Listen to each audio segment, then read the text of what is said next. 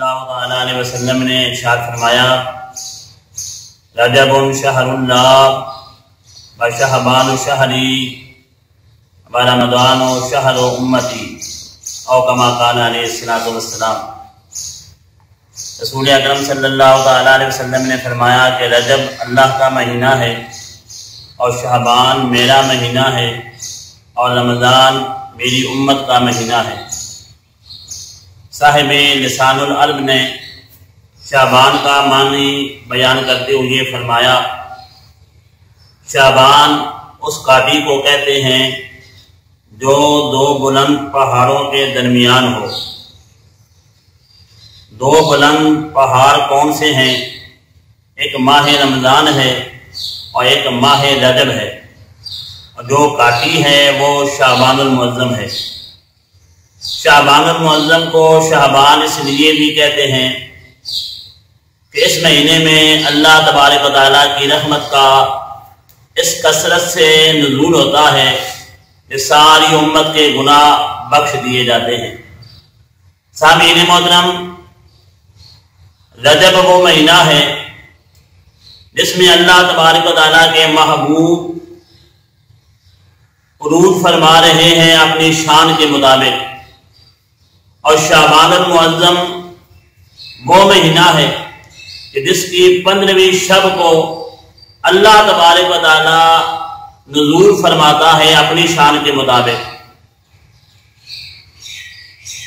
رجب میں خدا کا محبوب اللہ سے ملاقات کرنے کے لیے لامکاں کی طرف جاتا ہے، اور شعبان میں خود خدا اپنے محبوب کی امت کی ملاقات کے لیے آسمان دنیا پہ جلوہ فرماتا ہے۔ رجب کی 27ویں رات کو رسول پاک صلی اللہ علیہ وسلم اپنے رب سے کیا لینے کے لیے لامکاں پر جاتے ہیں، اور شعبان کی 15ویں شب کو اللہ تبارک و تعالیٰ اپنے محبوب کی امت کو کیا دینے کے لیے آسمان دنیا پر آتا ہے۔ تو معراج کی رات محبوب خدا امت کی بخشش لینے کے لیے لامکاں پر جاتے ہیں، اور شعبان کی 15ویں شب کو اللہ تبارک و تعالیٰ اپنے محبوب کی امت کو بخشش دینے کے لیے آسمان دنیا پہ جلوہ فرماتا ہے۔ تو شب برات بخشش لینے کی رات ہے، اور تو شب برات اور باقی راتوں میں فرق یہ ہے سارا سال ہم اپنے رب کو پکارتے ہیں، اور آج کی رات اللہ تبارک و تعالیٰ پکار رہا ہے اپنے بندوں کو حل من مستغفر فاغفر لہ حل من تائب فیتوب علیہ۔ اے کوئی بخشش مانگنے والا میں اس کے گناہ بخش دوں، اے کوئی توبہ کرنے والا میں اس کی توبہ قبول کر لوں۔ محبوب تیرا گناہگار امتی ایک بار کہے گا یا اللہ، میں 70 بار کہوں گا لبیک یا عبدی لبیک یا عبدی، یا اللہ صرف تو 70 بار ہی کہے گا یا عبدی۔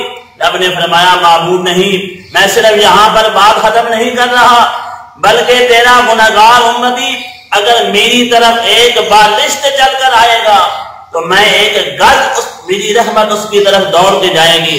جو تیرا غلام میری طرف چل کے آئے گا میری رحمت دوڑ کر اس کا استقبال کرے گی۔ تو سامعین محترم، تو یہ جو رات ہے شب برات کی، اللہ کی رحمتیں لوٹنے کی رات ہے، اپنے گناہ بخشوانے کی رات ہے، اپنے رب کو راضی کرنے کی رات ہے، اپنے روٹھے ہوئے مولا کو منانے والی رات ہے۔ تو اللہ تبارک و تعالیٰ کی بارگاہ میں دعا ہے کہ اللہ تبارک و تعالیٰ اپنے پیارے حبیب کے صدقے شب برات کی برکتیں اور بخششیں ہمیں نصیب فرمائے، اور اس رات سے ہمیں مستفید ہونا نصیب فرمائے۔ آمین یا رب العالمین۔